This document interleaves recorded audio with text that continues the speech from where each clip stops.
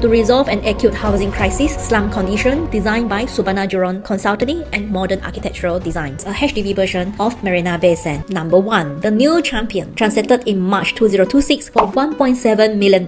How much would you pay for a public housing? In most countries, public housing means affordable housing scheme for general public. But in Singapore, something interesting is happening. March 2026, there is one HDB public housing flat sold at $1.7 million.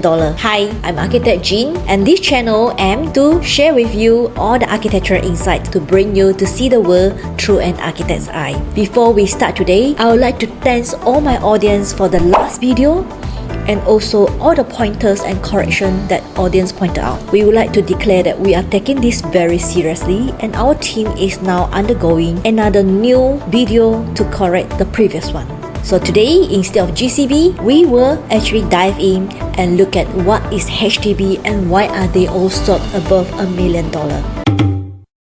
Before we start, let's understand what is HDB. February 1, 1960, to resolve an acute housing crisis, slum condition, and severe overcrowding in Singapore, HDB or Housing Development Board was formed to provide affordable housing scheme. So before HDB was formed, there is public housing that was built by Singapore Improvement Trust (SIT). From emergency block in the 1960s to experimental layout in the 1980s, and now the design lead premium and DBSS era of 2000s, HDB is indeed a global model for urban housing. Today, more than 80% of Singaporeans live in an HDB.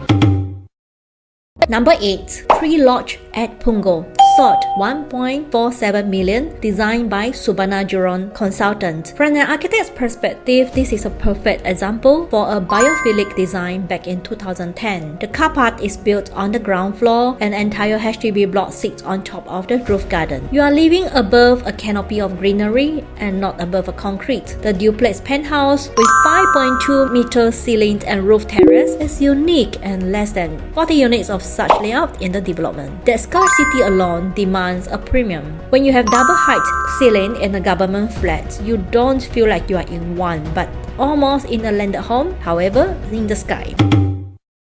Number 7 and 6, we see the dominance of DBSS, Design, Build and Sell scheme. It was public housing scheme that was discontinued now, where private developers design, built and sold the premium HDB flat. It is a building product type squeezed between the standard HDB and executive condo, where most of them have private access card to their lobby. So number 7 being City View at Boon Kheng, and number 6 is Natural Loft in Bishan, designed by ADDP Architects and P&T Consultants. Another secret is about the layout, which is a point block layout. A standard HDB normally have 8, 10 or even 12 units per floor, where for this there are only 4 and 6 units per floor. That simply means that every unit will get a good cross ventilation from multiple directions, a maximum privacy and unobstructed views. Of course, both developments shows a balance of conveniency, location and direct access to car park, making it no difference from condo facility except for absence of swimming pool and maybe gated facility. Oh yeah,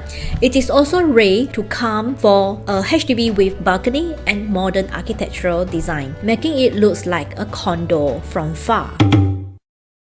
Number 5. The legendary Pinnacles at Duxton, designed by Art Studio, sold for $1.6 million. 7 towers, 50 story, connected by the world's longest sky gardens at 50 story. The Sky Terrace, which is a HDB version of Marina Bay Sands. From up there, you will see the metropolitan side of Financial District CBD and the heritage side of the city. But here's what most people miss out. Pinnacle at Duxton doesn't just win award, it changed the conversation about what public housing can look like and prove to the world that affordable and architectural landmarks are not conflicting. The price tag is also meant for a statement, purchase of lifestyle and convenience to stay in the city itself. Number 4 is another unit in Natural Loft, the same one on the list of top 6 just now. Before we move on to top 3, before I show you, let me ask you something. If someone offered you a flat with a panoramic view of CBD, a 5-minute walk to an MRT designed by well-known architects, would you still call it a public housing? At number 3, the answer is Tiong Bahru Build, designed by ADTP Architects, a premium architect firm that normally only design the premium condo.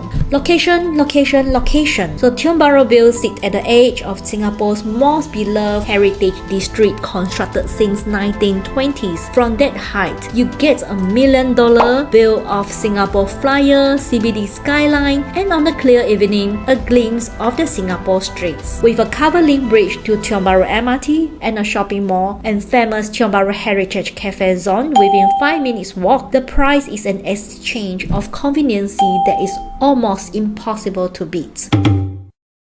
Number 2, Sky Terrace at Dawson, sold at $1.65 million. Dawson is part of Queenstown District, which is a mature township developed by government since 1950s. Designed by SCDA Architects, the same firm behind ultra-luxury projects like the Mark on Patterson Hill. And what did SCDA bring to Dawson? The answer is more than celebrity designers' effects. Premium loft for multi-generation, double volume ceiling height, seamless indoor-outdoor integration, a heritage gallery, and biophilic greenery woven into the structure itself. And finally, number 1, the new champion, transacted in March 2026 for $1.7 million. This is the same development as number 2, Sky Terrace at Dawson at 122 square meters. What I call the perfect architectural storm of 3 forces or more: a unique point block layout and loft design, location and conveniency, architecture and serenity and unblocked view, and of course last but not least, a star architect's effect. Again, with an unbeatable view of balance of greenery and cityscape at 1,295 per square foot. It is still half the price of a new launch private condo that might be also the lowest price possible to own a masterpiece that is designed by SCDA, the architects of the buildings. Finally, we will now all agree that a great architecture and an efficient layout will both add value to a HDB flat, be it the Sky Garden at Duxton and Pinnacles or the loft unit at Dawson. This has already rewritten the definition of HDB flat for Singaporean. Now I would like to know, if you have $1.7 million, would you spend and purchase a HDB flat? Let me know in the comments below, and don't forget to like and subscribe. Again, I'm Architect Jeannie, and ciao, I'll see you next time.